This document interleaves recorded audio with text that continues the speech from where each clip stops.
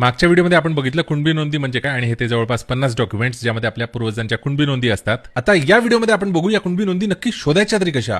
Video मोठा आहे त्यामुळे एक कप कॉफी सोबत घ्या, शेवटपर्यंत बघा, सेव्ह आणि शेअर नक्की करा. सगळ्यात आधी आपल्या वडिलांसोबत एका जागी शांतपणे बसून एका पेपरवरती आपली वंशावळ लिहून काढा. आपले वडील, आजोबा, पणजोबा, खापर पणजोबा, त्यांचे वडील, आजोबा, पणजोबा, जितके जुने पूर्वज आठवता येतील तेवढे आठवा आणि त्यांची संपूर्ण नावं क्रमाने लिहून काढा. त्यानंतर आपले हे पूर्वज ज्या ज्या गावात वास्तव्याला होते त्या प्रत्येक गावाच्या जिल्ह्याच्या प्रशासनाच्या वेबसाईटवर व्हिजिट करा. सिम्पली गुगल करा. फॉर एक्झाम्पल जर मी पुण्यात राहत असेल तर मी सर्च करेल पुणे जिल्हा कुणबी नोंदी. तुमच्या जिल्ह्याची लिंक समोर येईल. या वेबसाईटवर collector approved scan documents upload केलेले आहेत. तालुकानिहाय प्रत्येक गावाचे सुटसुटीत सब सेक्शन्स बनवले आहेत. तुमच्या अपेक्षित गावाचं नाव शोधा आणि लिंकवर क्लिक करा. माननीय न्यायमूर्ती शिंदे समितीने केलेलं काम, त्यांनी स्कॅन केलेले हे डॉक्युमेंट्स मला पीडीएफ स्वरूपात डाउनलोड करून घेता येतील. सगळ्यात आधी नोंदी याच डॉक्युमेंट्समध्ये शोधा. या मार्गाने जर का नोंदी मिळाल्या नाही तर याचा असा अर्थ नाही की तुमच्या नोंदीच नाहीयेत. नोंदी असतील पण त्या अजून स्कॅन झालेल्या नाहीयेत. स्कॅन करून तो डेटा अजून एनआयसी पोर्टलवर अपडेट झालेला नाहीये.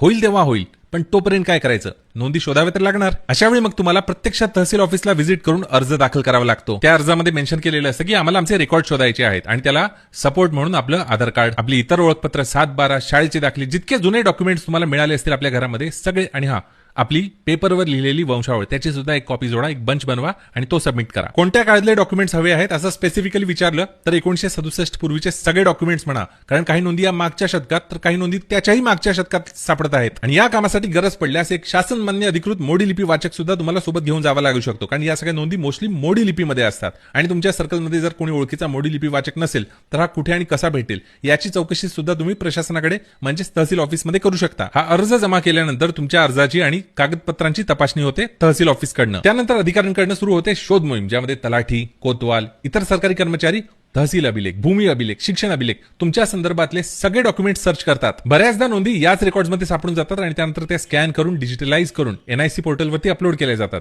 अनुभवी माणसाचं मार्गदर्शन नक्की घ्या, कारण की या प्रोसेसला वेळ लागतो. कमीत कमी 45 दिवस, मॅक्सिमम 3 ते 6 महिने. म्हणून आपलं काम सोपं करण्यासाठी आपल्या गावामध्ये, आपल्या नातेवाईकांमध्ये एक ना एक माणूस असा शोधा जो कट्टर जरांगे पाटील समर्थक असेल आणि त्यांनी स्टेप बाय स्टेप ही प्रक्रिया अनुभवली असेल. अनुभवी मार्गदर्शन यासाठी सुद्धा इम्पॉर्टंट आहे, कारण तहसील ऑफिसमध्ये आपल्याला नक्की काय मागायचं आहे, टू बी प्रिसाइज, हे आपल्याला अनुभवातूनच कळतं. फॉर एक्झाम्पल पुण्यातल्या नोंदी या जास्त करून जन्म मृत्यू दाखल्यांमध्येच मिळतात, तर मराठवाड्यातल्या नोंदी या नमुना 34 आणि 35 मध्ये मिळतात. प्रोसेससाठी बेस्ट ऑफ लक. आणि ज्यांना कोणाला नोंदी ऑलरेडी सापडल्या आहेत त्यांनी थँक्यू बोलायला मुंबईला 29 ऑगस्टला पाटलांना भेटायला नक्की यायचं. जय शिवराय.